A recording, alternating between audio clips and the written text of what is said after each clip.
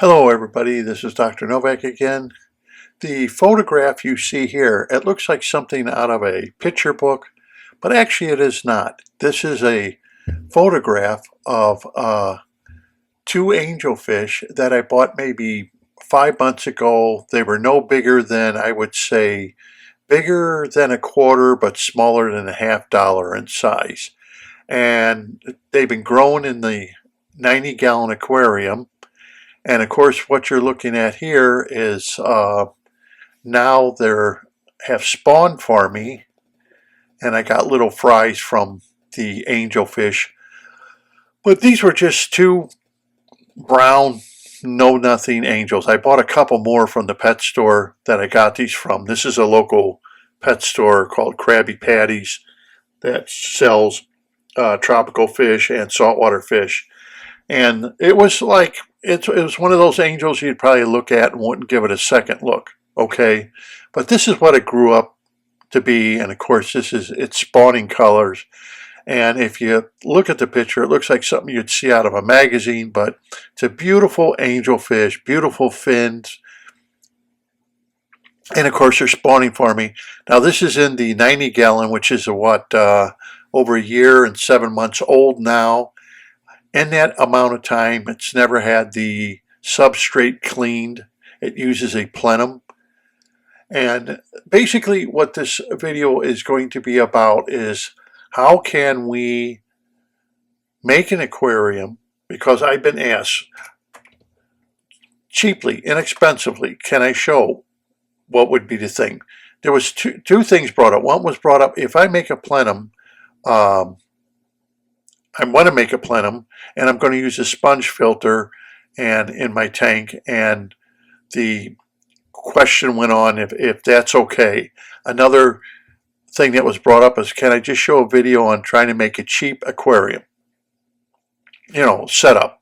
Something that's not real expensive for those people who want to save a lot of money. Okay, the first thing we have to realize, like the person who said, oh, I'm going to make a Plenum and I'm going to use a sponge filter. First thing you have to realize, if you make a Plenum in your aquarium, there is no reason whatsoever to use a sponge filter. So that's an expense you don't need. If you make a slow-moving Plenum, like I show in my betta container, where I used 100% kitty litter, made it into a Plenum. You could use an undergravel filter. You can make one yourself. The substrate you use is entirely up to you. The betta jar is used with 100% kitty litter, the baked kind. I've shown it on several of my videos. It is doing great. It's been up now for over 22 days. No algae problems, nothing. The last container I had, where I set it up and I put the sand directly on the bottom, the sand was at least 4 or 5 inches thick. The cyanobacteria that I wind up getting just was a real slimy cyanobacteria that I just couldn't get rid of it. I would get rid of it with some hydrogen peroxide and everything. It just kept coming back. So finally I just said, enough of this with the sand on the bottom.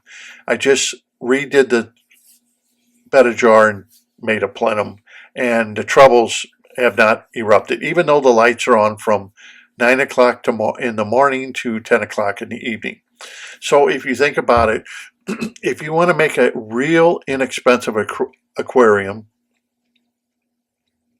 a lot of people just put their substrate at the very bottom because that's what they've been told. But now they have to go out and buy substitute products, whether they're going to use sponge filters or something else, because they're trying to build up a bacteria colony. When you use a Plenum, you don't have to buy any of that stuff, because of the fact the Plenum is going to provide more than enough bacteria colony to take care of your complete aquarium. Even if you had diggers such as geophagus or something, or goldfish, you can always put the substrate and then a piece of plastic, that craft plastic, and then on top of that, add some more substrate. So they can only dig so far down and wouldn't even bother to plenum. It won't disturb anything. The point I'm trying to make is that's pretty inexpensive. You would need a very small air pump, the cheapest air pump you could buy. Like if you were going to buy a Tetra pump, you would buy the smallest of the Tetra pumps, for example, because you would only have one bubbler. And that would be if you had a little 5-gallon, 10-gallon, 20-gallon. You'd only need one little bubbler. So if you want mechanical filtration, which a lot of people do, then you could buy a inexpensive hang on the back filter. And that would be a very cheap and inexpensive route to go. The Plenum would give you the versatility. If you wanted to use plastic plants, you can. Or if you want to try your hand at real plants, you can. The Plenum gives you that versatility where you can decide for yourself. If you decide, well, I don't want any plants at all. I don't want plastic. I don't want that. I want a rockscape, a hardscape, like dragonstone or something. You can do that with a Plenum because that is going to be your bacteria colony. Then you don't have to put these big black sponge filters in your aquarium. The most you are going to need then is if you want a mechanical filter to help bring up your dirt and muck and everything else that's in your aquarium, you would put that on. Or there's another route to go where if you look at the antique aquarium here, you will see that there's no substrate at all. All I'm using is a canister filter with a BCB basket inside of it. That's it. Now imagine if you took all the plants out and everything, that's all you would need is the canister filter. You would not need a hang on the back filter, so you would have a tank, an empty tank, no substrate, and it would depend on 100%, like this tank is, on the BCB basket and the canister filter. If you decided that, it's time to change the canister filter to clean it, you clean everything except the BCB bag or basket that you made. You clean everything. You don't have to clean it in aquarium water. That is not a requirement. So it makes it real nice and easy to take it over to your utility sink or whatever, clean everything out real good, clean out the container, and the BCB, you put everything back in along with the BCB basket or bag, and you're good to go because you have not disturbed the bacteria colony that's living inside of that bag, and it will do everything you need. And this is great for small aquariums where you don't want them to be all cluttered up with sponge filters. You may not want gravel at all because of whatever reason you may have. You just don't want to deal with cleaning gravel or have a plenum, or maybe you don't want the bubble noise if you're going to use a bubbler. That's fine. Then you can use a canister filter to do everything, all the work for you, if it's set up correctly. And that's what people need to understand. That's very inexpensive also, because you can buy canister filters relatively, I don't know, anyone, like I said in some of my videos, between $70 to over $1,000 you can buy canister filters. So that's strictly up to you. You may even have one on hand. But that's about the cheapest route you can really go.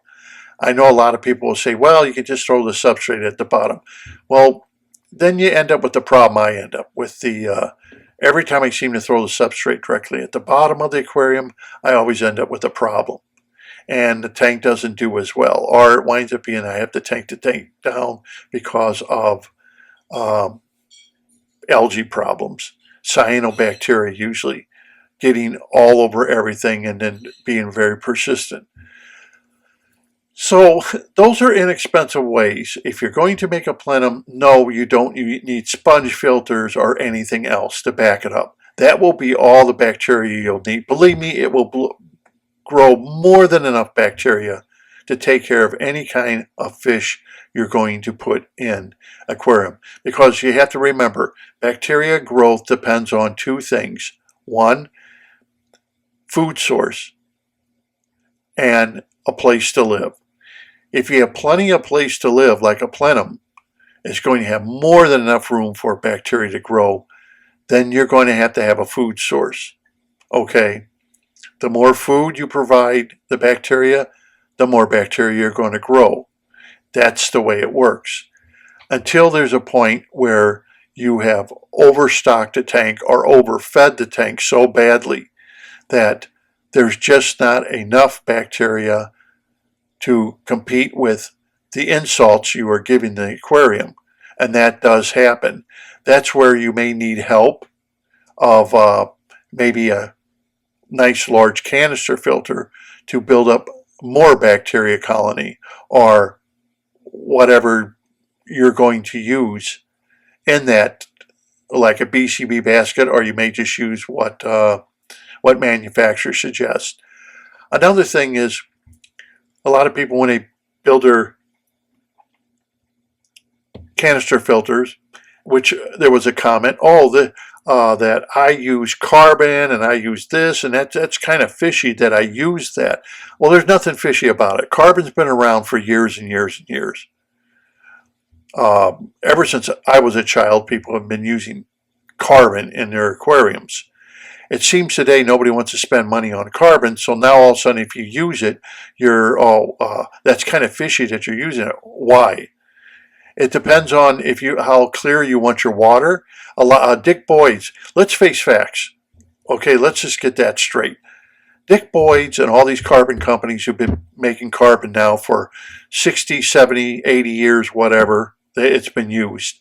Apparently it's selling.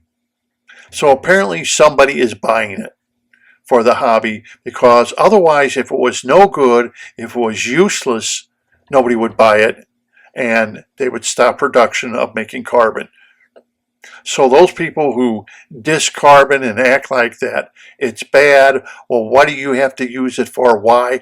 Look, it's been around long enough to prove itself out, just like ultraviolet lights. They've been around long enough. They've proven themselves out. If you don't want one, don't buy one.